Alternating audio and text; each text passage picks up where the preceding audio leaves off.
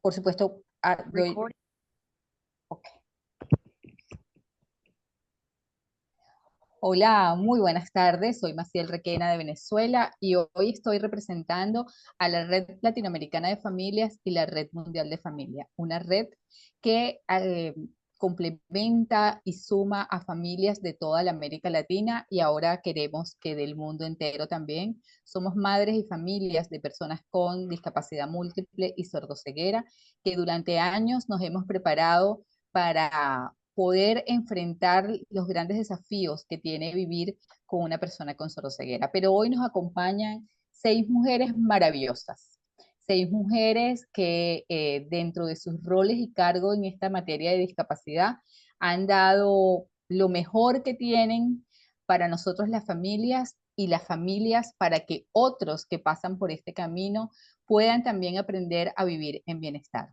Hoy tenemos al Centro de Discapacidad de la Monte Ávila, al Centro de Estudios de la Discapacidad de la Monte Ávila de nuestro país Venezuela, que es un centro que se ocupa de velar y construir caminos de inclusión para todas las personas con discapacidad, no solamente las que están en sus universidades, sino también las que están en otros sectores y en otros lugares de nuestra gran Venezuela y seguramente del mundo porque se preparan mucho para dar lo mejor de ellas. Tenemos a Silvia Silva, una mujer que conozco hace muchos años, cuando ni yo pensaba estar en este camino. Silvia es una profesional que no descansa de trabajar en materia de discapacidad y de aprender y de formarse. Selena Monteverde, que también es una profesional psicólogo.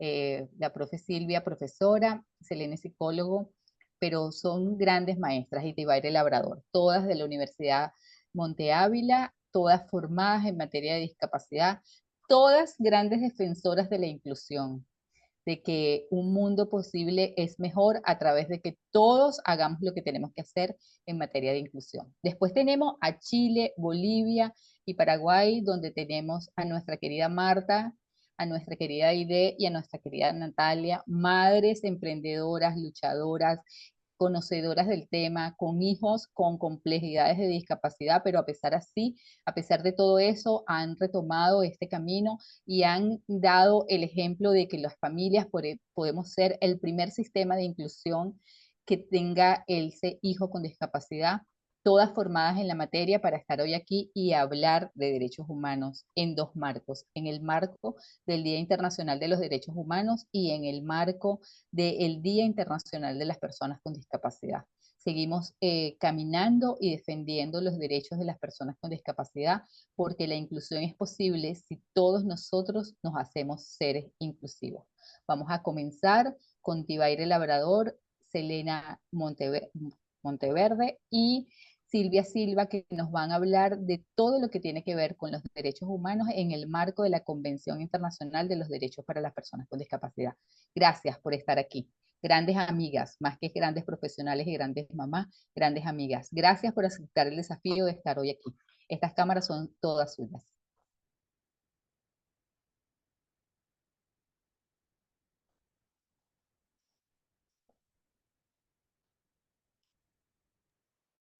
Muy bien, ahora sí, estaba compartiendo la pantalla. Buenas tardes. Reciban todas, bueno, un caluroso saludo desde Venezuela. En esta ocasión vamos a estar, porfa, que alguna me haga una señita de que la presentación se está viendo bien a pantalla completa. ¿Sí? Buenísimo. Muy bien, entonces vamos a abrir este espacio con una tal cual como nuestra queridísima Maciel acaba de indicar. Vamos a abrir un espacio de compartir un poco las experiencias o elementos claves relacionados a la materia de derechos humanos en el ámbito de discapacidad. Como somos tres profes que hemos estado, bueno, tuvimos una oportunidad súper valiosa de formarnos, hacer investigación en materia de derechos humanos en la población con discapacidad y presentar informes que están debidamente publicados. Y las tres estamos como en esta misma dinámica de formar, de difundir, de multiplicar y de hacer. Decidimos parcelarlo en función de tres ámbitos o tres aspectos fundamentales. La dinámica que vamos a seguir, bueno, la presentación ya nuestra querida Masi la hizo, la dinámica que vamos a seguir es la siguiente. Voy a ir compartiendo con ustedes en 3 momentos de la presentación, voy a generar algunas preguntas para que tengamos un breve intercambio. Es un poco explorar nuestras inquietudes, nuestras expectativas, lo que sabemos en función de los derechos humanos en el área de discapacidad y simultáneamente van a estar las profesoras Silvia y Selene como con ese componente teórico. Luego, al finalizar, voy a compartir con ustedes como unas reflexiones ya de cierre sobre los elementos medulares que tenemos que considerar para el trabajo y para el desarrollo de todo lo que tiene que ver con la aplicabilidad de los derechos humanos en nuestras acciones concretas en el área de discapacidad. Así es que para iniciar, bueno, aquí le dejo la palabra a Silvia Yacele. Ok. Bueno, muy buenas tardes para todos. Realmente, bueno, es un honor estar compartiendo con ustedes, grandes maestras todas desde la experiencia. Por supuesto, agradecidísima con Maciel, de quien hemos aprendido muchísimo. Sí, realmente Maciel y yo nos conocemos desde hace muchos años, precisamente en este camino, desde que Bárbara estaba muy pequeña. Y bueno, ella ha abierto tanta brecha aquí en el país con todas sus acciones, que a nosotras pues no nos queda de otra que seguir al ladito de ella, apoyándola en todo lo que podamos, y además con muchísimo respeto, ¿no? Porque, bueno, con Maciel hay que quitarse el sombrero.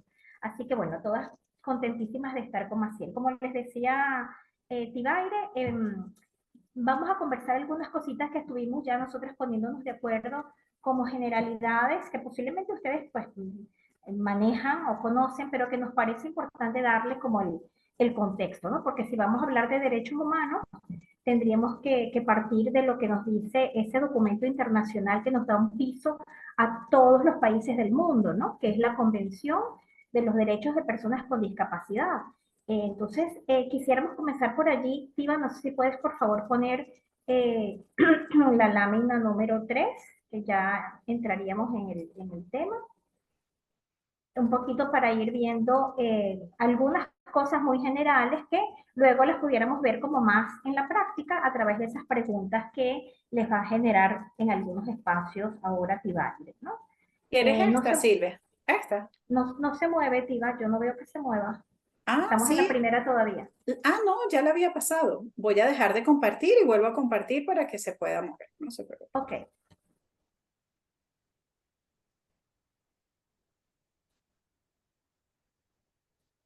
Voy de nuevo. ¿Me avisan? ¿La ven? ya va. Todavía no está visible, debe estar por abrirse.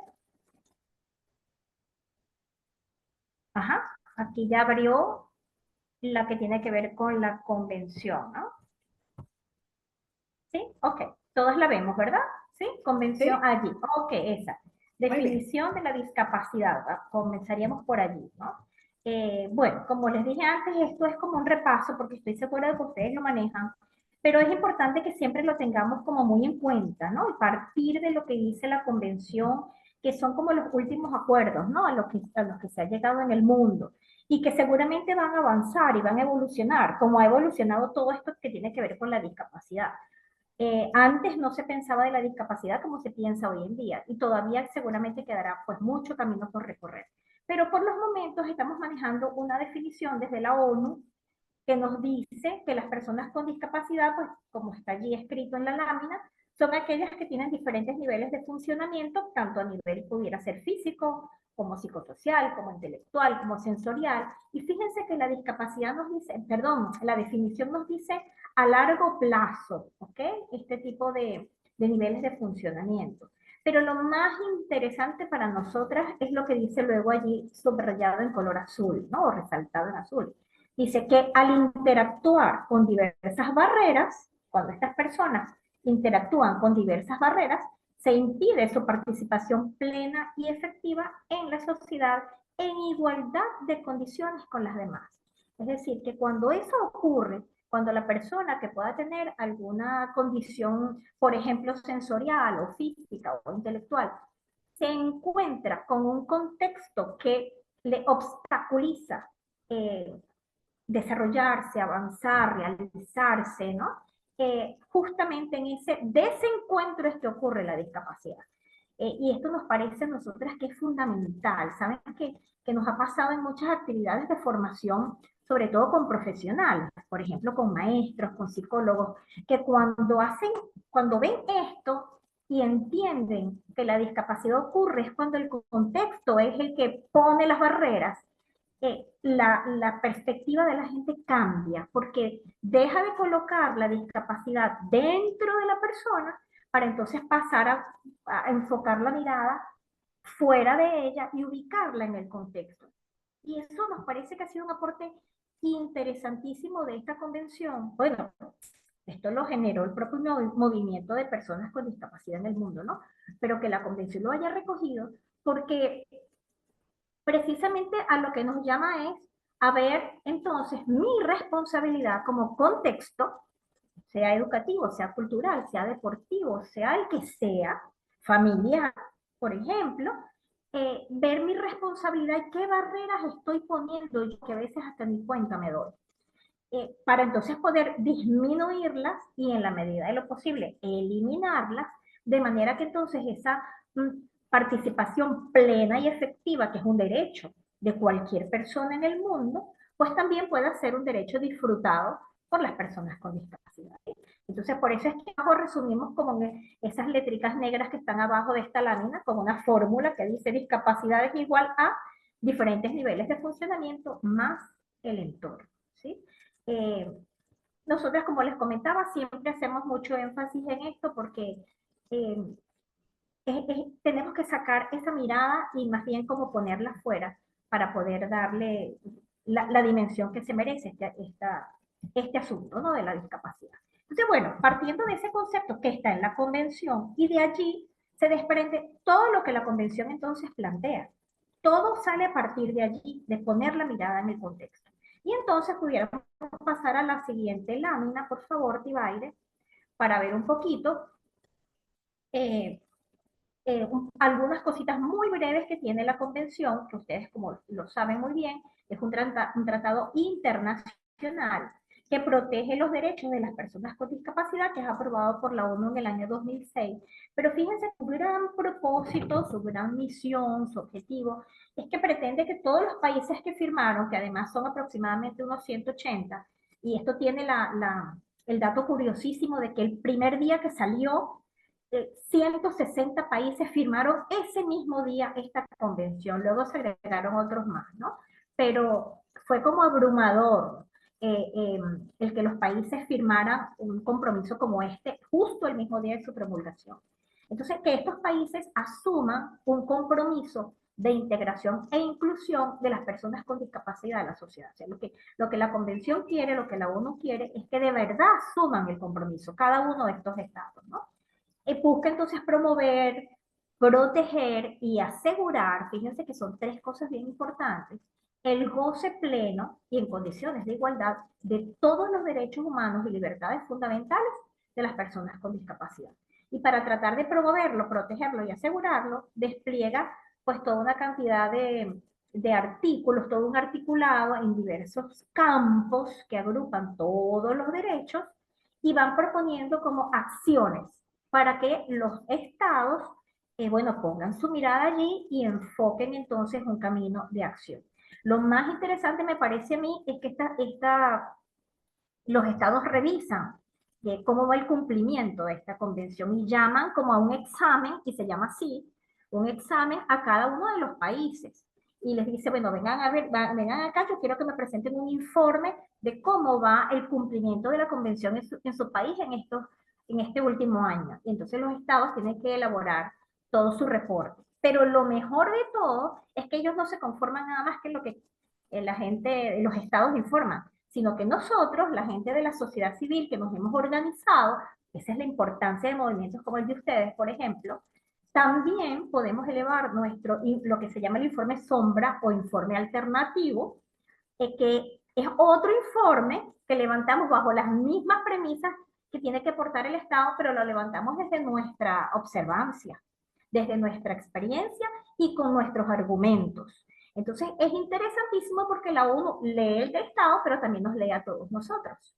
Y en función de eso, llama al Estado y les dice, bueno, vengan acá, aquí tengo todo este reporte de toda esta gente, de lo que está sucediendo en el país. Y entonces les hace unas observaciones allí importantes que están en el deber de cumplir, ¿no? Eso nos parece un trabajo interesantísimo al que todos debemos estar también llamados a participar, porque en esa medida también vamos haciendo con mayor incidencia, ¿no? Desde nuestro rol ciudadano y desde nuestro rol como organizaciones. Seguimos entonces a la siguiente, Tibaire. Y como ustedes son toda una organización que trabaja y vela por todo esto, pues más todavía, ¿no? Entonces, esta convención tiene unos principios generales que a nosotras siempre nos gusta mucho verlo, así como en los caminos, como en esas carreteras de los pueblos y de las autopistas también, que nos ponen como unas vallas a los lados, unas cercas a los lados, para que los carros no se desvíen, ¿no? Del camino. Bueno, estos principios generales son como algo así. Son lo que nos va canalizando, que realmente lo que estemos haciendo vaya por buena dirección, ¿no? Son estos que ustedes ven aquí solamente escritos con una palabra, pero que en la convención se desarrollan, donde dicen que lo principal que hay que tomar en cuenta en toda acción que hagamos, en todo proyecto que levantemos, en todo proyecto en el que participemos, que lo primero que hay que hacer es respetar la dignidad humana de las personas con discapacidad. Eso no se puede olvidar, eso no se puede menoscabar de ninguna manera. Todo lo que hacemos tiene que apuntar a su dignidad. Y eso es muy importante porque la dignidad tiene que ver con muchas, es decir, a veces hacemos algunas acciones que no suman mucho a la dignidad de las personas y nosotros a veces creemos que sí. Por ejemplo, no genera autonomía. Entonces, eso ya va restando dignidad, ¿sí? En fin, el norte y la mente fija es en que la dignidad siempre hay que respetar. Seguidamente, pues, tiene que generar siempre autonomía. Esa es como la meta, ¿no? Que podamos siempre, en la medida de las posibilidades de todas las personas, de cada una de las personas, los niveles de autonomía que pueda desarrollar, ¿sí? Pero que los pueda desarrollar, porque si subestimamos eso, pues a lo mejor no podrá desarrollar los que sí tienen. Generar niveles de participación, y eso está muy vinculado con la dignidad y con la autonomía, ¿verdad? Que no dejemos de promover esa participación como ciudadanos, como profesionales, como miembros de la familia. Accesibilidad, por supuesto, porque es parte de los ajustes que tenemos que hacer para proveer una equidad también de oportunidades. Accesibilidad además en todo sentido, no es nada más de infraestructura. Por ejemplo, yo estoy ahorita conociendo más y metiéndome más en todo lo que es la accesibilidad comunicacional, porque resulta que ese tema es súper amplio, profundo, implica muchas cosas, y a veces nos quedamos nada más que, bueno, con el manejo del braille, de la lengua de señas, pero resulta que hay muchas más maneras de generar accesibilidad comunicacional y brindar, por ejemplo, derecho a la información de todas las personas, ¿no? Eso es un campo muy amplio allí. Por supuesto, la igualdad de oportunidades, que eso siempre está muy señalado, que tiene que ver con precisamente también el último de los principios, que es la no discriminación, ¿sí? Bajo ningún concepto. Y estos son principios que hay que respetar y que además se pueden denunciar en caso de que estén siendo violados, pero lo más importante es que se pueden también aprender a hacer, que allí es que le ponemos la fuerza, ¿no? Que poder generar acciones y revisiones para hacer valer o velar porque estos principios se estén cumpliendo dentro de todas las acciones que generan. Y la siguiente lámina, Tibaire, por favor. Voy así como abuelo de paz. Bueno, a partir de este piso, un pisito, un pisito nada más muy breve sobre este marco interesantísimo que nos da la Convención sobre los derechos de las personas con discapacidad, que nos puede interesar mucho como familias, pues no solamente conocerlo, sino también pues promoverlo, defenderlo, apoyarlo, velar porque se cumpla. Vamos a pasar entonces ahora a una parte, vamos a seguir conversando sobre esto, no se preocupen, pero vamos a pasar ahora con Tibaire a una de las, precisamente de las preguntas interactivas para ir generando entonces nuestra conversación, ¿sí? Adelante, Tibaire. Muy bien. Entonces, fíjense, inicialmente íbamos a colocar las preguntas en la herramienta de encuesta, pero entonces la modalidad que vamos a emplear en este momento es que yo les formulo la pregunta y ustedes van a responder a través del chat. Y vamos a ir haciendo una pequeña revisión. La pregunta que queremos compartir con ustedes es la siguiente, y la estoy copiando acá. La estoy colocando en el chat. ¿Cuáles consideran que son los ámbitos contemplados en el articulado de la Convención de los Derechos de Personas con Discapacidad? Silvia les acaba de comentar en qué consiste la convención, cuál es la importancia, las dimensiones que podemos más bien accionar a partir de este instrumento o de este documento, pero queremos un poquito explorar cuáles consideran ustedes que son los ámbitos que están contemplados en los artículos de manera específica. Y cuando digo los ámbitos, nos referimos. ¿Ustedes creen que el articulado y todas las directrices de la convención o bueno, del Comité de los Derechos de Personas con Discapacidad nos dan ideas o insumos para hablar o para atender de forma pues mucho más equitativa e inclusiva a la familia, para garantizar inclusión laboral, para trabajar en el área de salud, para trabajar en el área de vida independiente, para trabajar en el área de educación inclusiva? ¿En qué ámbitos creen ustedes que tiene incidencia el articulado de la Convención de los Derechos de Personas con Discapacidad? Los vamos leyendo a ver quién se anima a ir copiando en el chat. ¿Cuáles son los ámbitos que ustedes consideran que se contemplan dentro de la Convención? Por aquí les acabo de dar algunas ideas. A ver, o todas las anteriores o ninguna de las anteriores. A ver. O algunas.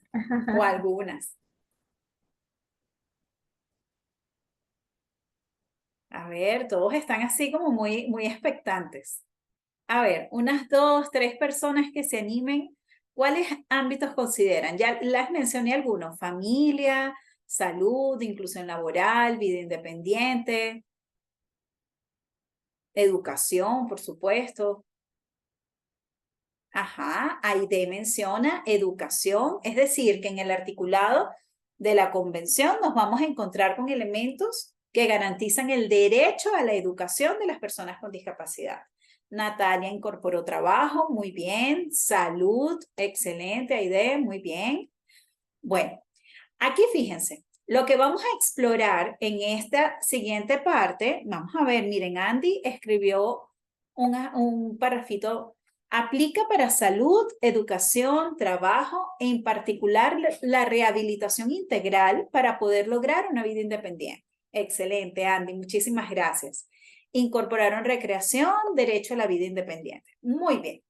Entonces, lo que queremos es darnos cuenta que si bien la convención está llena de muchos artículos que tenemos que conocer a profundidad, cuando logramos agruparlos por ámbitos, encontramos la argumentación y la justificación suficiente para poder desarrollar programas y planes de acción que vayan a atender las necesidades específicas de la población con discapacidad. ¿Ok? Así como dice Marta, yo creo que todas deben ser consideradas. Y eso es lo que vamos a ver en este próximo espacio. Cómo se logran agrupar los distintos artículos en ámbitos para garantizar su aplicación. Cele, toda tuya.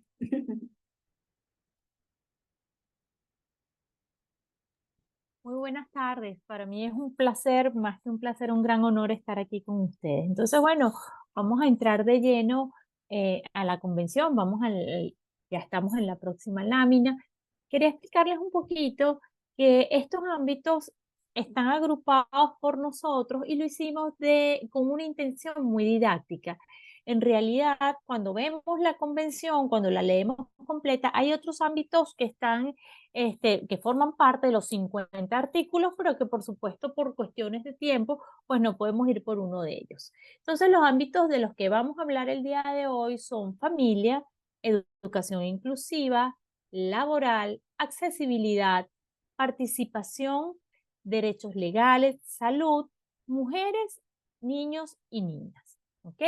Entonces vamos a la próxima lámina ya para o el ámbito más importante protagonista del día de hoy, que es la familia. Fíjense, para la convención, la familia es la promotora de autonomía y resalta en realidad los derechos de la persona con discapacidad a formar familia y a ser parte de ella. Pero si bien el enfoque se dedica al desarrollo de la persona con discapacidad y pone a la familia como la que tiene la obligación de producir este desarrollo y de impulsar este desarrollo, también creo que es importante que nos demos cuenta que en la medida en que la persona con discapacidad forma parte de su familia, tiene en algunas ocasiones, no siempre, porque sabemos que eso depende de los niveles y de las situaciones sociales y de las situaciones orgánicas de la persona y sus características, en la medida que esta persona sea más autónoma, la familia, siendo un sistema, va a ser más autónoma también. Principalmente las personas que tengan el rol de cuidadores de la persona con discapacidad. Entonces, la convención realmente se concentra en el derecho que tiene la persona con discapacidad a hacer familia y a formar parte de ella, pero cuando ve a la familia como promotora de autonomía, yo quiero que también le demos ese enfoque de que también la familia va a ser más independiente en la medida que la persona con discapacidad sea más autónoma. El otro ámbito del que queremos hablar es mujeres, niñas y adolescentes. En realidad, cuando hablamos de mujeres, cuando hablamos de mujeres con discapacidad, hablamos de la mujer en dos ámbitos. Uno, la mujer con discapacidad per se, y el otro es la mujer como cuidadora, sobre todo en Latinoamérica, donde la mujer es la que, por rol establecido por la sociedad, es la persona que se va a encargar, normalmente la madre es la persona que se va a encargar de la persona con discapacidad que está en la casa. Entonces tenemos el rol de cuidadora y el rol de persona con discapacidad. Desde la convención, la mujer en ambos roles debe ser protegida y debe tener derecho a desarrollar sus capacidades. Entonces, en contraposición a esto, les voy a explicar un poco cuál ha sido el escenario en Venezuela. Pues durante la pandemia se hizo un estudio bien interesante en la Fundación Vanessa Paretti y en ese estudio, pues haciendo entrevistas a las mujeres que formaban parte de hogares con discapacidad, pues se concluyó que las mujeres pasaban más de 14 horas en labores domésticas o de cuidado. Y no solamente estamos hablando de cuidadoras, estamos hablando de que la persona con discapacidad, regularmente la mujer con discapacidad, se queda en casa y es la que se encargó durante la pandemia de cuidar a los niños que se quedaron en casa durante esta época.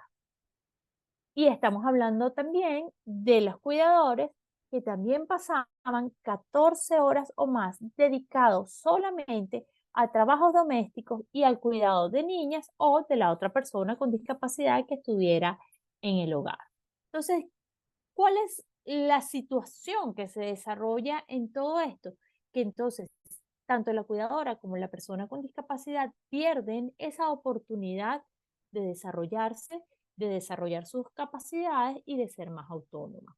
¿Cuál sería la idea en todo esto? Bueno, que se desarrollaran políticas públicas donde el rol del cuidador fuera compartido con atención domiciliaria, que fuera compartido con otras personas de la familia también, porque el simple hecho de adjudicar el rol únicamente a la madre de la familia hace que esta persona pierda la oportunidad de desarrollarse muchísimas veces, al menos que tenga la posibilidad de por sí misma buscar cuidadores que lo puedan ayudar. Entonces, lo que ha ocurrido en los países más desarrollados es que este rol es compartido con atención domiciliaria, que podría ser pues una gran solución para la mujer latinoamericana.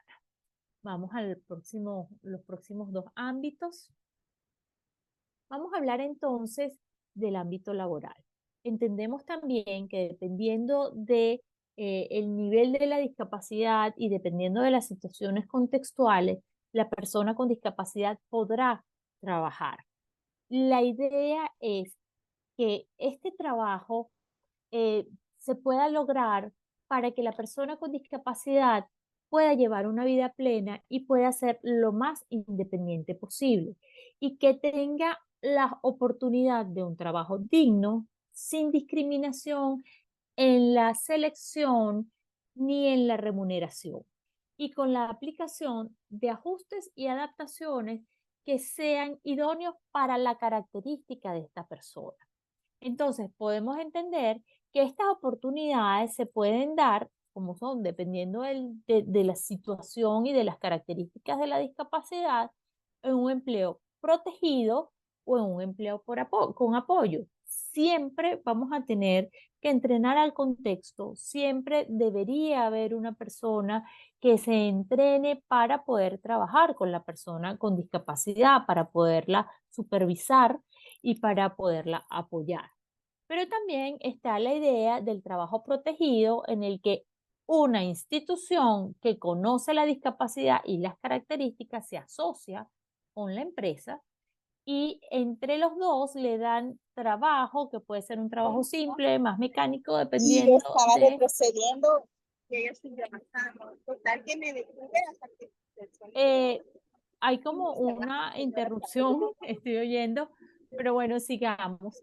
Este, puede ser trabajo protegido o trabajo con apoyo. Entonces, cuando se hace trabajo protegido, es una institución que está entrenada para esto y la persona con discapacidad trabaja dentro de esta institución y puede recibir la remuneración y los beneficios de este trabajo protegido y estos beneficios que se dan en la empresa, al igual que al resto de los empleados que están quizás en la planta. ¿Ok? Esto es un poco para entender de qué se trata y cuáles son esas posibilidades de empleo que puede tener una persona con discapacidad, inclusive cuando hablamos de niveles de funcionalidad, eh, mm, por decirlo de alguna manera, bajos para el empleo, ¿ok?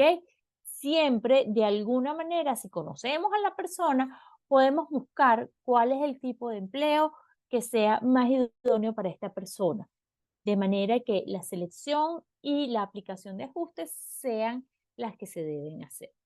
Y el último ámbito que me toca a mí es el de participación. La participación debe ser en la vida pública, política, recreativa, deportiva y cultural, como lo dijeron por aquí en la respuesta de la pregunta. En participación, la familia regularmente tiene un papel protagónico.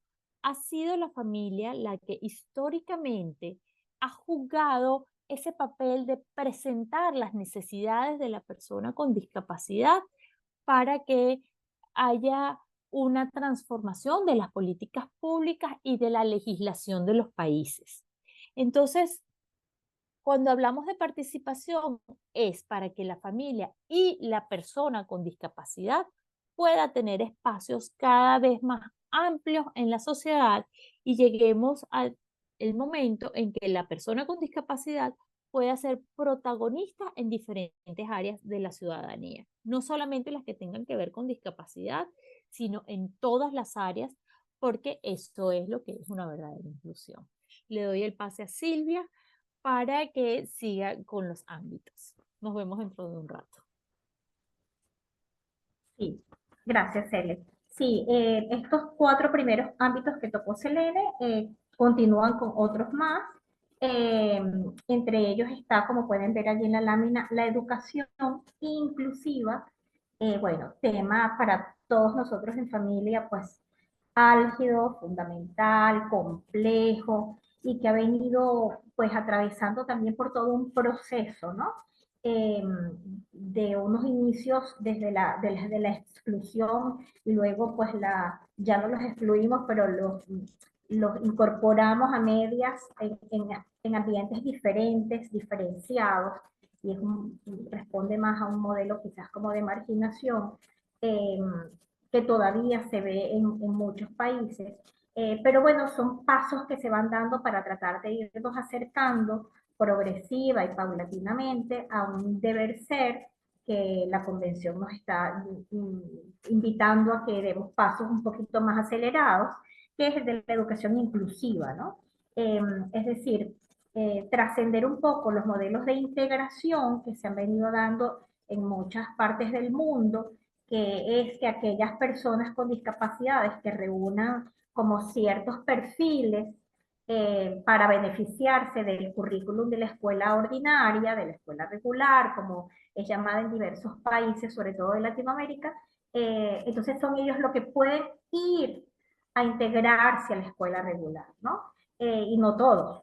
Ese es un modelo de integración que, bueno, se ha venido dando, que ha tenido también su proceso, que también ha sido complejo, que ha traído muchos beneficios también, porque se ha ido aprendiendo de cómo hacer esto. Y creemos que tanto es así que ha dado paso entonces también ahora, bueno, a pensar que se puede ir más allá y que entonces podemos llegar a tener una escuela realmente para todos, que es a lo que nos está convocando la convención, ¿no? Una escuela inclusiva entonces donde todos podamos compartir con nuestros iguales, niños de las mismas edades, con grupos etarios donde tienen intereses posiblemente hasta similares, y pone el énfasis en los ajustes razonables que es importante hacer en caso de que se requieran para lograr que entonces sí pueda disfrutar pues, de todo ese derecho a la educación que tiene, ¿no? Esto trasciende mucho lo que se ha venido conociendo como las adaptaciones curriculares, que se han venido manejando también en las escuelas como un primer paso de acercamiento a tratar de hacer algo distinto. Y ahora se está trabajando con ya más bien principios, postulados, experiencias que tienen que ver más ahora con el diseño universal para el aprendizaje, ¿no? Que es, bueno, tratar entonces de hacer unas clases bajo unos principios en el que todos los niños, todos, se puedan beneficiar y puedan tener múltiples posibilidades para aprender, para expresar lo que aprenden y para motivarse e involucrarse en sus propios procesos de aprendizaje. Todos los niños, entre ellos pues los niños también que tengan discapacidad. Yo me estoy refiriendo a niños, pero realmente en la convención nos habla de una educación inclusiva a lo largo de todo el recorrido de vida de la persona, ¿no? De todo el recorrido de vida, ¿ok? Sí, sin centrarlo en uno o en otro. Ciertamente hemos hecho como quizás mayores esfuerzos en la educación infantil, la primera etapa de la escolaridad, y quizás una tendencia ha sido como a descuidar un poco ese paso por bachillerato, ese paso por la universidad, o no necesariamente en estos ambientes académicos, sino también en otros espacios de formación o de educación alternativa que también existe, que también es muy válida y es muy posible para todas las personas, para todas las personas, ¿no? Entonces, bueno, este articulado sobre educación inclusiva es muy importante que lo conozcamos, porque sobre la base de lo que allí plantean es como podemos ayudar nosotros a transformar y eliminar barreras que existen en la escolaridad, sea en escuelas, sea en los bachilleratos, o sea en las universidades, o sea en cualquier otro espacio de formación. Si conocemos qué son los ajustes razonables, cómo los podemos hacer, cómo es el diseño universal para el aprendizaje y eso cómo se traduce en hacer una clase inclusiva, pues nos brinda más posibilidades de ir aproximándonos a esa gran meta que es hacer realmente una escuela para todos. Una meta que todavía está un poquito lejos, pero a la que ya nos hemos ido como acercando. Últimamente la convención ha llamado a los países y les ha dicho bueno, hay que acelerar el paso un poquito, o sea, creo que nos estamos tardando mucho, creo que estamos como muy centrados en procesos de integración, todavía en educación especial, entonces, por favor, aceleremos un poquito más, nos está diciendo la convención, y eso requiere mucha formación también, y cambios de paradigmas dentro de las escuelas, pero precisamente ese es el llamado también para las familias, ¿no? Otro aspecto es la accesibilidad, ya lo mencionaba un poquito antes, cuando hablaba de los principios, ¿sí? Fíjense que está dentro del articulado de la convención, y está muy centrado en poder generar comunicación también y autonomía. Es decir, la idea es que las personas, el acceso de las personas con discapacidad en igualdad como se requiere, pues en igualdad de condiciones con cualquier otra persona, tanto al entorno físico como al transporte, como también a la información, tener acceso a la información y a las comunicaciones en general, pues incluye que tengamos que prepararnos también todo lo que son los sistemas y las tecnologías de la información que existen también y de las comunicaciones, ¿no? Y poder también tener en cualquier medio, sea urbano, sea rural, pues las posibilidades de generar estos sistemas, ¿no? Que sirven de apoyo para poder lograr la accesibilidad. Claro, poder tomar estas medidas de accesibilidad requiere que nosotros podamos también aprender cómo a distinguir cuáles son las barreras que existen en esto, ¿sí? Cuando generamos campañas, por ejemplo, cuando el COVID, salieron campañas por muchas partes, en muchos países, de muchas formas, pero quizás en algunos no nos detuvimos a pensar tanto en cómo le llegaba la información, esa información tan relevante a personas, por ejemplo, con discapacidad visual, a personas con discapacidad auditiva, a personas con sordoceguera. O sea, cómo esa información que fue tan buena, que fue tan amplia, tan necesaria, tan importante, llegaba, estaba en formatos o en sistemas que pudieran ser accesibles para estas comunidades, para estas poblaciones. Entonces, fijarse en eso es fijarse también en las barreras. Y lo más importante es también decir, bueno, ya la detecté, ahora qué hago para disminuirla, ¿no? ¿Qué hago como Estado? ¿Qué hago como organizaciones? ¿Qué hago como medio de comunicación? Es decir, cada uno desde sus espacios, ¿no? Pasamos entonces a la siguiente, Ibaire, por favor, los otros dos ámbitos que serían entonces el de salud y el de los derechos legales. En el ámbito de salud, bueno, imagínense, por supuesto la convención hace aquí todo un articulado y un llamado a que desde cada uno de los espacios y sobre todo el sector de salud pública se puedan generar el acceso en igualdad de oportunidades, ¿no? Y no solamente en todo lo que tiene que ver con poder llegar al centro, ¿no? Sino que también poder recibir la atención que merece. Por eso pone allí gozar también, que puedan gozar de servicios sanitarios de calidad. En todas las situaciones en las que las personas pues necesiten ser atendidas, porque bueno, hay diversas situaciones en las que está involucrada la salud, el bienestar físico, que debe ser atendido de la mejor manera posible. Pero también dentro de los sistemas de salud, cuando habla de acceso, también se refiere a un poco a lo que hablábamos anteriormente, hasta la accesibilidad comunicacional, ¿no? Llega una persona con sordoceguera o sorda o ciega o con cualquier otra discapacidad o con autismo, por ejemplo, a un centro de salud y cómo debe ser atendido, ¿no? Cómo debe ser abordado, cómo puede ser interpretado. Por ejemplo, allí hacen mucha énfasis, eso nos ha llamado mucho la atención, saben todo aquello que se maneja en el sector salud sobre los consentimientos informados, ¿no? Cuando usted va a ser, por ejemplo, intervenido quirúrgicamente y se le hace firmar algún... Las personas con discapacidad, por ejemplo, intelectual, eh, ¿qué información puede realmente manejar de ese documento que le están presentando allí? Se le estará presentando, por ejemplo, bajo lo que son los postulados del lenguaje simple o de la lectura fácil, para que esta persona pueda comprender lo que está firmando, la autorización que está dando. Estos son elementos que a veces pasan desapercibidos, pero son realmente lo que está garantizando un derecho y lo que puede además preservar una vida. Entonces, son situaciones que cuando las desmenuzamos, vemos que, bueno, implican muchas acciones, ¿no? Que requieren que conozcamos. Por eso es la importancia de manejar las cosas de la convención. Y por último, les queríamos manifestar el ámbito de los derechos legales, que también está recogido en la convención, donde a las personas con discapacidad en general se les hace un reconocimiento tanto de su personalidad jurídica como de su capacidad jurídica. Porque, bueno, no es un secreto que en muchos países, en sus legislaciones, pues hay todavía atraso, por llamarlo de alguna manera, en todo este reconocimiento en las leyes de cada país, desde las constituciones como en los demás documentos legales que tengan que ver, por ejemplo, hasta con reconocimientos de herencias, con ventas de propiedades, con, en fin, con cualquier cosa que pueda involucrar el aspecto legal, ¿no? Y otra de las cosas que señala la convención, que también es muy interesante, es poder garantizar a todas las personas con discapacidad el acceso a la justicia también en igualdad de condiciones que las demás, ¿no?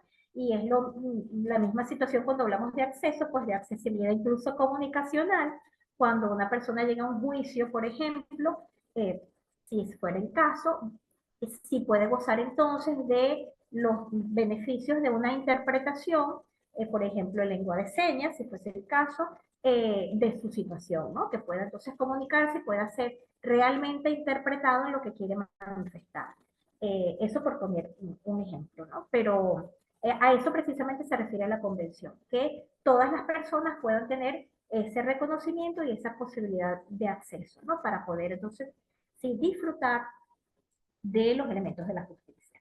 Estos son ámbitos como muy, como les comentaba Selene, que los agrupamos con fines pedagógicos, didácticos, pero que cuando abordamos la convención y la leemos en todas sus páginas, pues son largos, hay muchos artículos y están bien desarrollados, bastante bien precisos, y que es importante que se puedan conocer, ¿no? Y esta es como una agrupación que hicimos para resaltar algunos que pudieran ser de gran interés para ustedes. Vamos a pasar entonces a la siguiente lámina, que tiene precisamente que ver con, si Baile la va a manejar, con alguna pregunta también interactiva que tiene que ver con esto que estamos conversando, ¿sí? Muchas gracias, Tibaire. Muchas gracias, Silvia.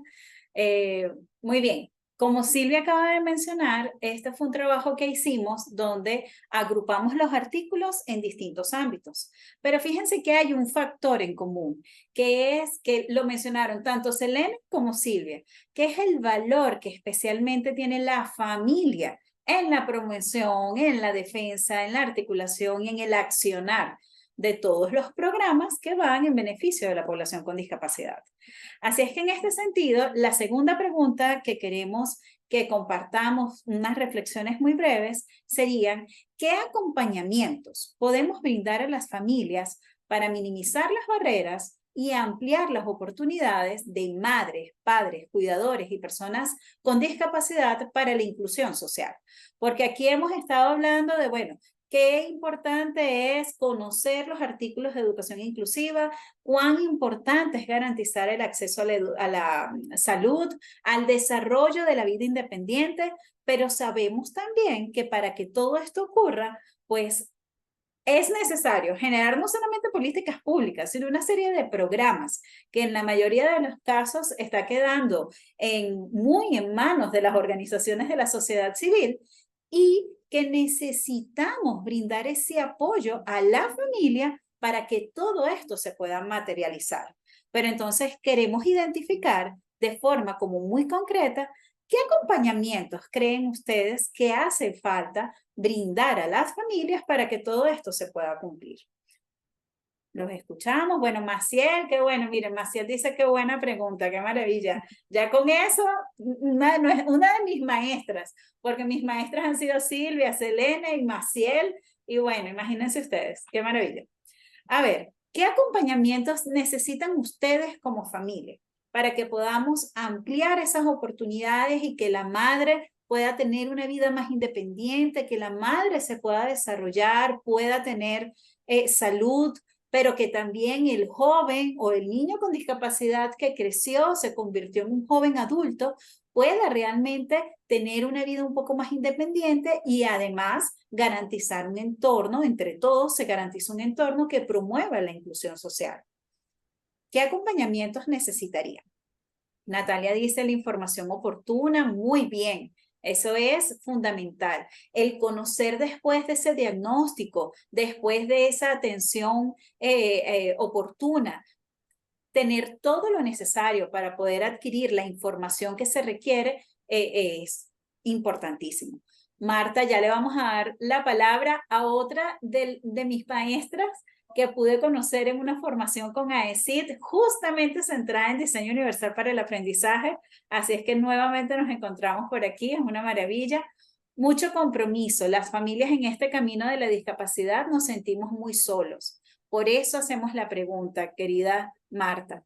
La escucha de las necesidades para apoyar en conocer, respeto y empatía, residencias para los jóvenes con discapacidad.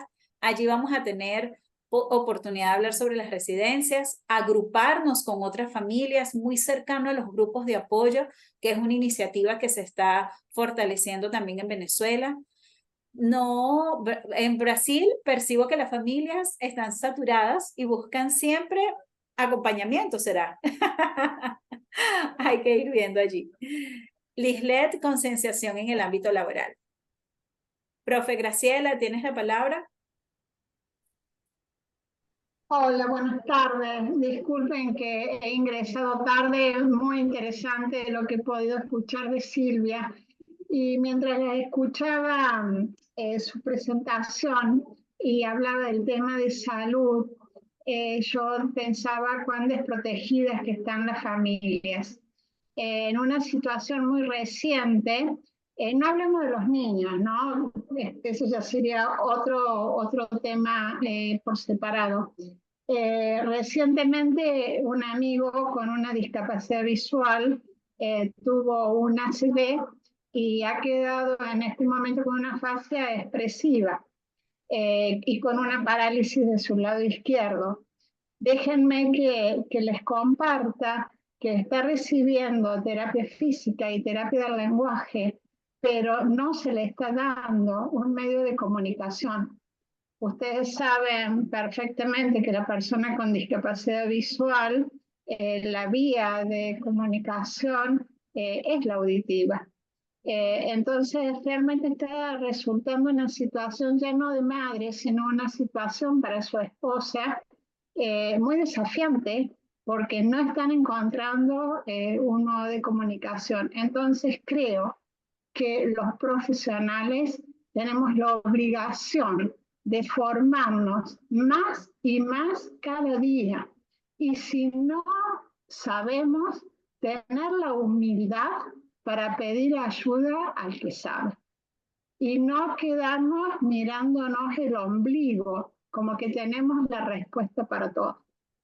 Así que familias, definitivamente, como dice Tibaire, hay que unirse y defender los derechos, ¿no? Porque si hablamos de una sociedad justa, necesitamos que esos derechos sean respetados. Muchas gracias, Silvia, muchas gracias, Tibaire. Muchas gracias a ti, profe. Un millón de gracias.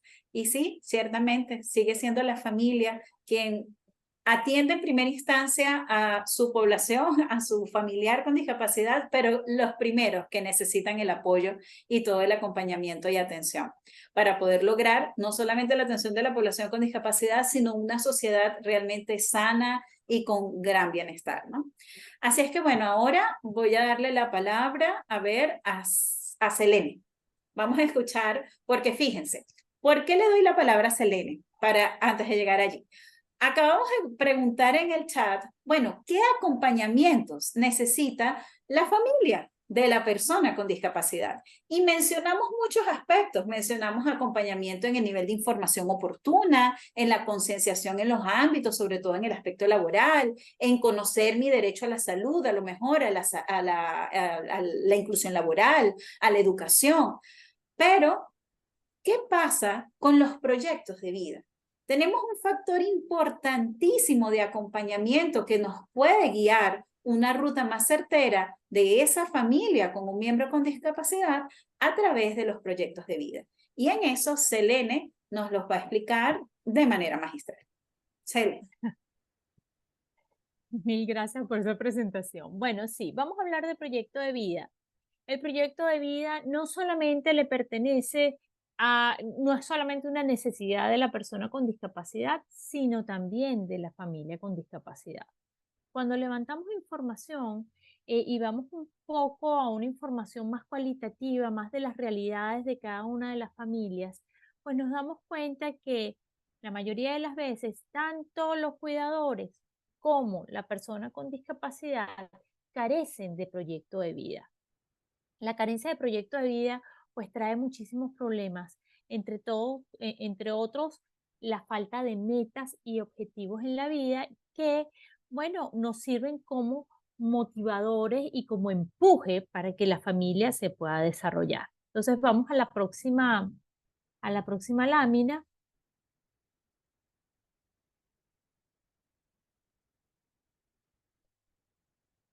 ¿Por qué entonces queremos hablar de proyecto de vida? Porque el proyecto de vida nos puede dar una orientación a nuestra personalidad, nos da una forma y una programación de tareas, metas y planes de acción, nos autodirecciona personalmente y empezamos a conocer nuestras competencias y cómo las podemos poner al servicio de los demás. También el proyecto de vida, que es un plan que la persona traza para seguir y se convierte en objetivos de vida, nos lleva a tomar mejores decisiones en la vida. Entonces, vamos a la próxima y les voy a explicar un poco cómo estamos aterrizando todo esto de los derechos en un plan de un proyecto de vida, en un plan de vida. Es importante para la familia hacer un plan y poder organizarse para lograr participación en la comunidad, para lograr que el acceso a lo laboral sea más justo, más igualitario, que se den los ajustes razonables, que se hagan las adaptaciones para que nuestro hijo o nuestro familiar se pueda desarrollar.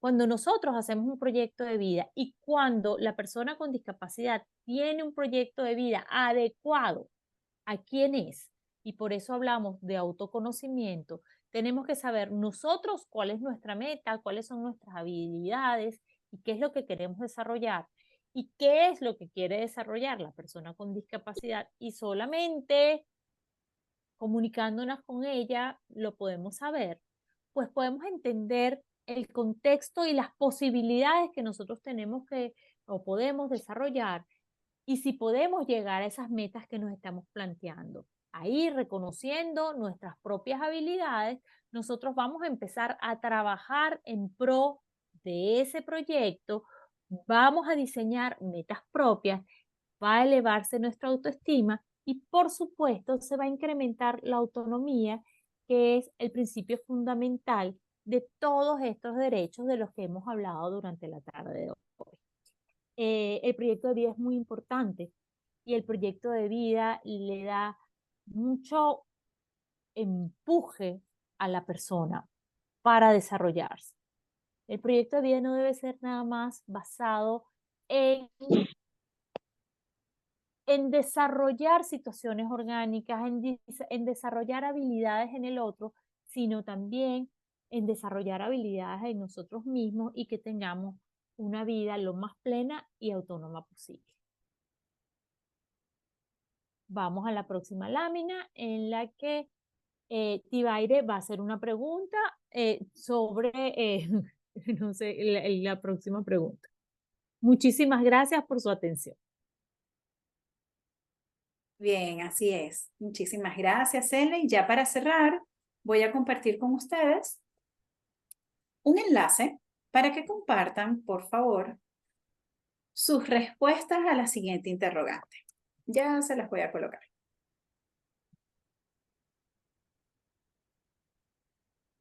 La estoy escribiendo en el chat, la estoy colocando en el chat.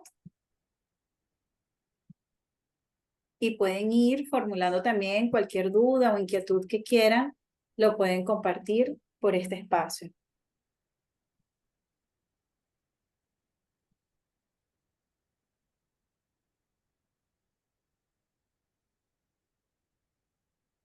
¿Ya les llegó en el chat? ¿Todavía no? Ahí lo tienen. Pueden abrir ese enlace para responder a la siguiente interrogante.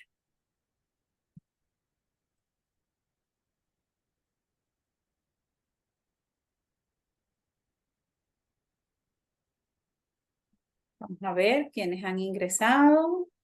Yo estoy abriéndola también y comparto ahorita la pantalla en breve.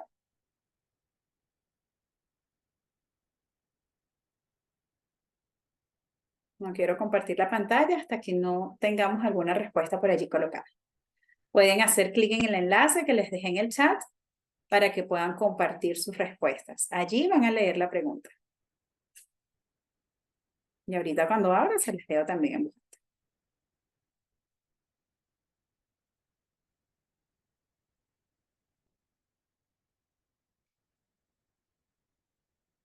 Muy bien, ya por aquí se está activando.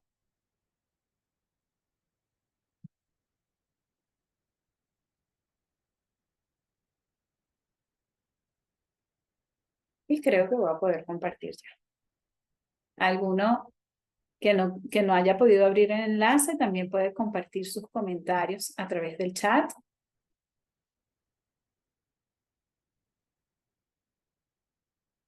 El internet está muy lento hoy.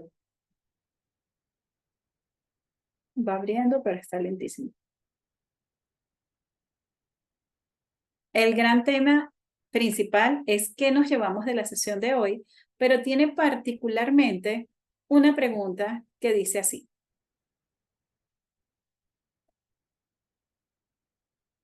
¿Cómo traducimos estos ámbitos? Ah, sí, están llegando respuestas. ¿Cómo traducimos estos ámbitos en acciones? Y entonces, específicamente, les solicitamos que mencionen algunas acciones que podemos emprender para exigir y potenciar la aplicabilidad de la convención. Entonces, ahora sí, ya están llegando 5 respuestas.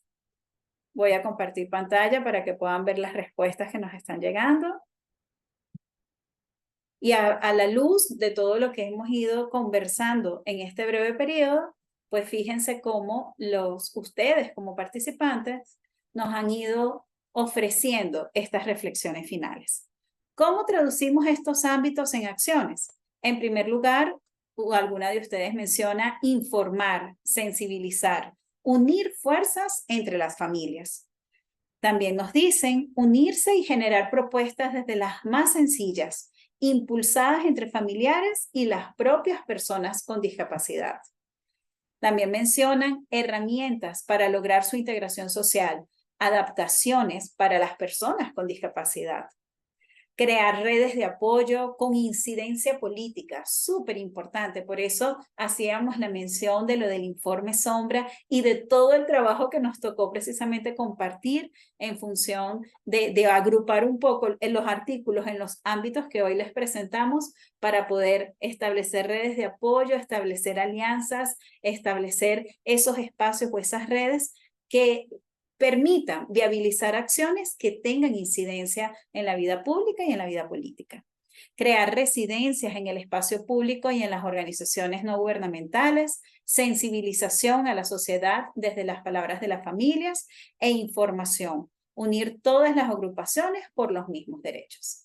Así es que yo creo que estas reflexiones o estos comentarios que nos comparten agrupan y concluyen, resumen en buena medida lo que hemos ido conversando en este rato. Aquí agregaron una más. Se debe generar espacios para el análisis y apoyo para la familia, socializar las opciones y la comunicación es importante. Así es que muchísimas gracias a todos ustedes. Buenas, Vivi, Selene y Silvia. Gracias, gracias, gracias. Quiero dar la bienvenida, soy Maciel Requena, de la Red Mundial de Familias y de la Red Latinoamericana de Familias, porque cuando iniciamos habían pocos participantes en la sala. Quiero dar la bienvenida a todos los que se han ido incorporando, especialmente a nuestra querida Graciela Ferioli, nuestra mentora. Y quiero resumir un poquito quiénes son Selene, Tibaire y Silvia, que son grandes amigas en materia de discapacidad en Venezuela, reconocidas, pero para los que no la conocen, ellas son parte del Centro de Estudios para la Discapacidad, que tiene experiencia desde el año 2008, que fue su creación, en abordaje de la temática de discapacidad con un enfoque del modelo social. y con un enfoque basado en los derechos. El Centro de Estudios para la Discapacidad es una referencia en nuestro país, nacional e incluso internacional, que nos apoya y nos ayuda no solamente a nosotros las familias, sino también a los padres. Selene es psicóloga, pero además es especialista en el programa de asesoramiento y desarrollo humano de la Universidad Simón Bolívar, directora del Centro de Salud para la Discapacidad. Tibaire es magíster en educación abierta y de distancia con estudios de planificación y plataformas virtuales, es una experta en todo eso y nos está ayudando hoy, porque no está Mari Carmen, que es nuestra maestra en esto. Y nuestra querida Silvia, a quien conozco hace mucho tiempo, no puedo dejar de decirlo porque Silvia me agarró a mí, Silvia ha sido como mi maestra, porque Silvia me agarró a mí cuando yo apenas daba unos pasitos como mamá en estas áreas y todo el trabajo que ellos hacían desde el Ministerio de Educación para las familias era súper importante, porque era ese trabajo de formar y preparar a la familia para que pudiéramos cumplir nuestro rol dentro de la sociedad con un hijo con discapacidad. Es profesora de educación especial, en mención de dificultades del aprendizaje, como se llamaba antes, magíster en lectura y escritura y directora del Centro de Estudios para la Discapacidad.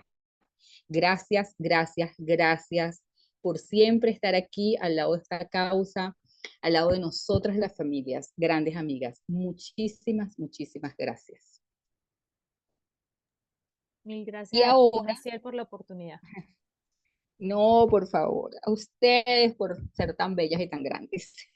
Gracias. No se vayan, ellas quedan en la sala, pero ahora vamos a tener nuestro segundo bloque que tiene que ver con algo importante que se ha hablado aquí toda la tarde, que tiene que ver con escuchar a las familias, con escuchar a esas familias que durante mucho tiempo han aprendido, han tenido que crecer para poder dar respuestas a sus familiares con discapacidad. En este caso tenemos a tres grandes mujeres, mujeres amigas, mujeres comprometidas. Tenemos a Aide Flores Rodríguez. Ella es de Bolivia, nos conocimos hace algún tiempo gracias a toda la gestión de Perkins Internacional, donde nuestro querido Steve Perrow y Graciela Ferioli estaban al mando de esto, digo al mando por decirlo, o sea, eran los directores de estas áreas, hicieron un gran trabajo y siguen haciendo un gran trabajo para América Latina, y de allí nacemos nosotros como lo que ellos llaman familias líderes.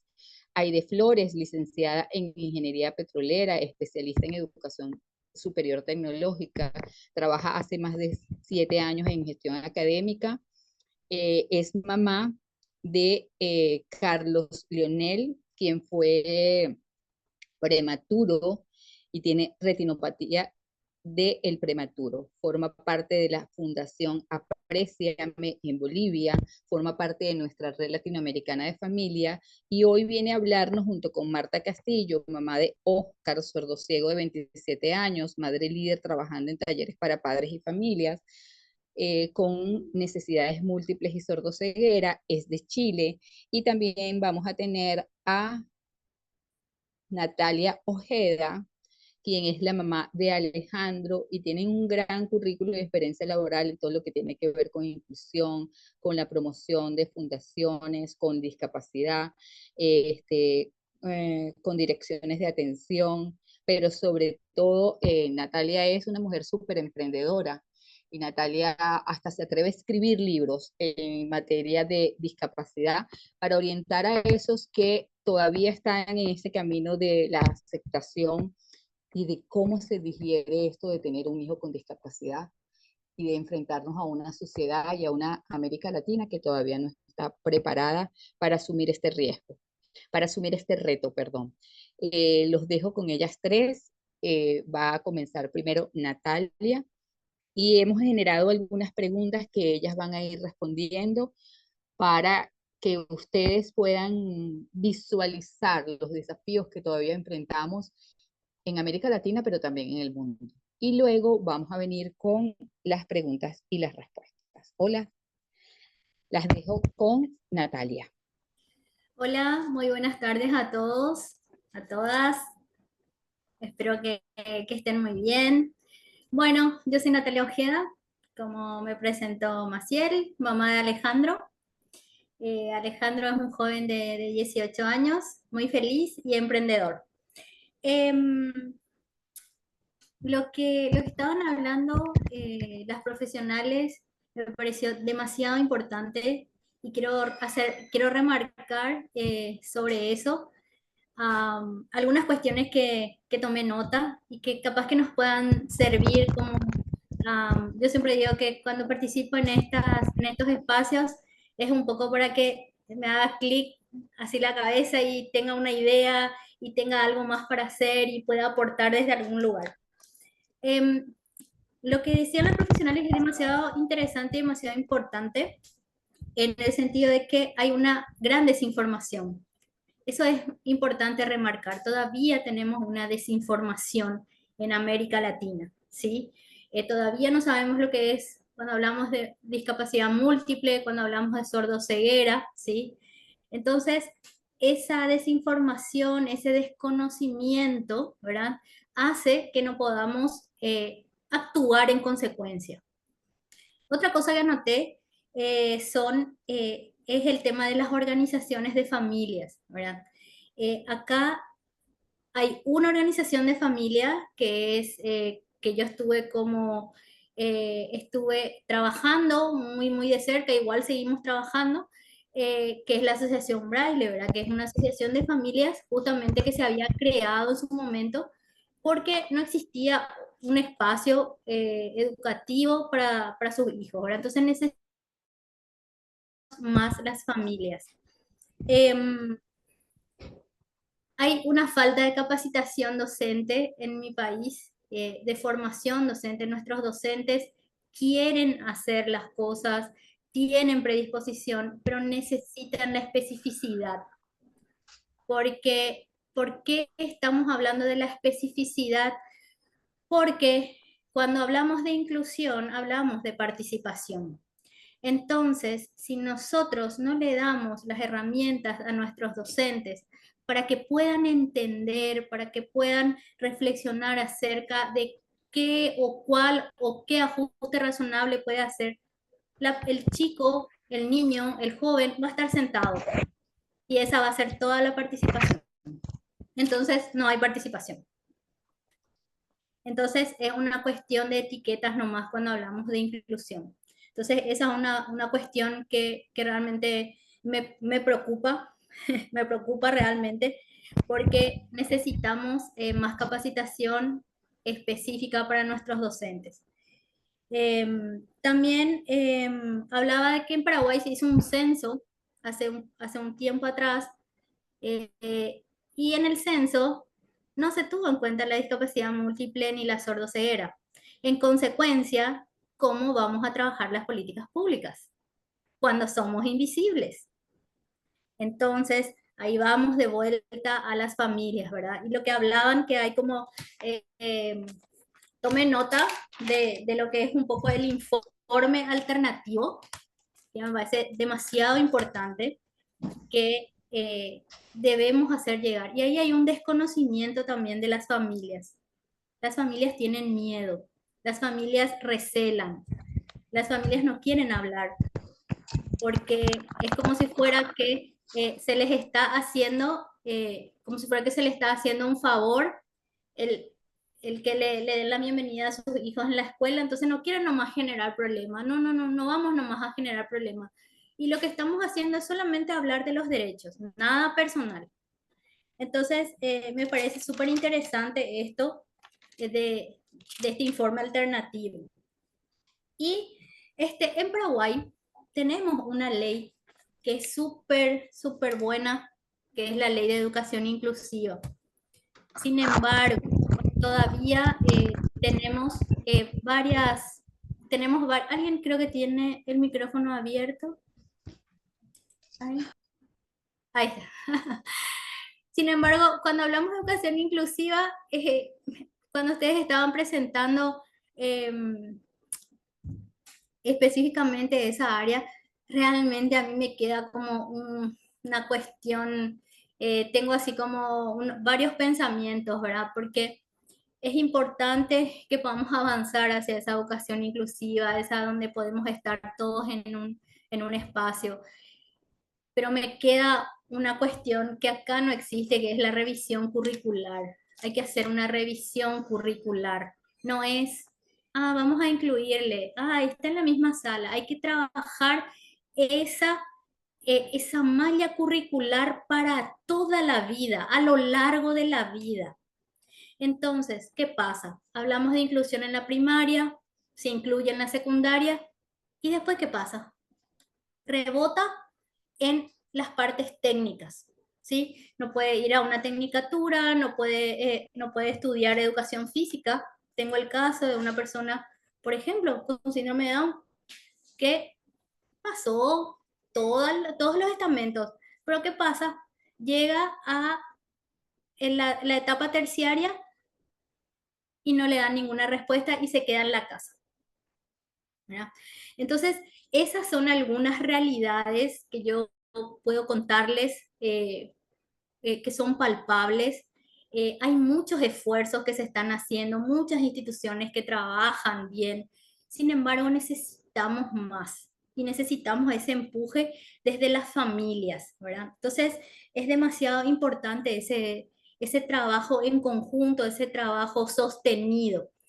Y con relación a las personas con discapacidad múltiple, no tenemos este plan, este proyecto de vida que hace mucha falta. ¿Qué pasa con ellos cuando ya no pueden ir a las escuelas? Cuando ya no pueden recibirlos porque ya pasaron la edad. Entonces, ¿qué hacemos las familias? Creamos un espacio, ¿verdad? Creamos un espacio de talleres, creamos un espacio para que sigan aprendiendo, para que tengan un espacio educativo, recreativo, cultural. Pero es preocupante la situación de nuestros jóvenes con discapacidad múltiple. Actualmente yo estoy trabajando en inclusión laboral de personas con discapacidad. Trabajé los indicadores, trabajé todo el protocolo de cero. Entonces, puedo decir con toda certeza que nuestra educación llamada inclusiva necesita un refuerzo curricular. Necesita un refuerzo curricular. Porque cuando llegan las personas a una entrevista de trabajo, realmente uno puede ver la situación en la que se encuentran, ¿sí? No pueden enviar un correo, no pueden contestar un teléfono, no, es cosas, cosas muy sencillas, cosas muy sencillas.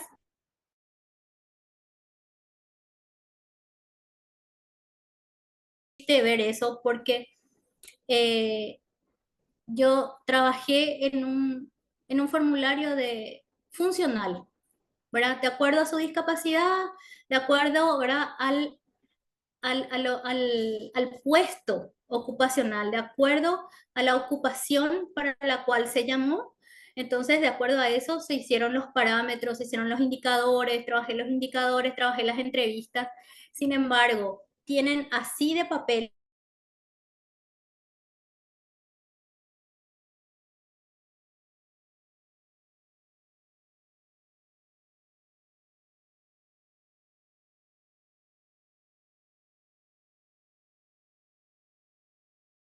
organizaciones.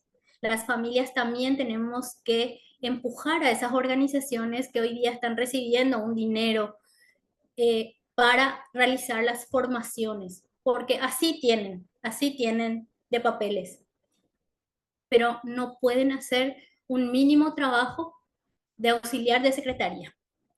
Entonces,